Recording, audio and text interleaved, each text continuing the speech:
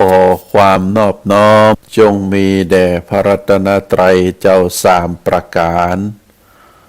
พระรัตนตรัยองค์ที่หนึ่งคือพระพุทธเจ้า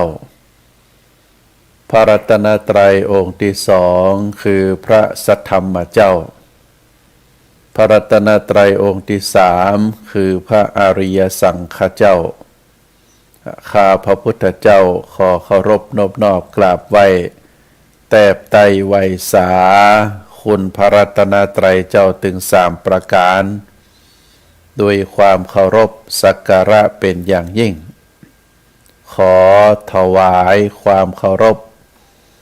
พระมหาเถรานุเถระเจ้าคณะพระสังฆาธิการครูบาอาจารย์ตลอดถึงพระภิกษุหนุ่มสามเณรน้อยจุตนจุองค์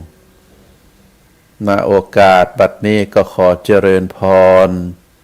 ศรัทธาญาติโยมอุบาสกอุบาสิกา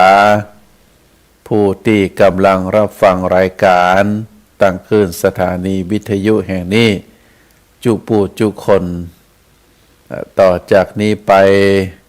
อัตมาภาพพระครูปริยัติกิจ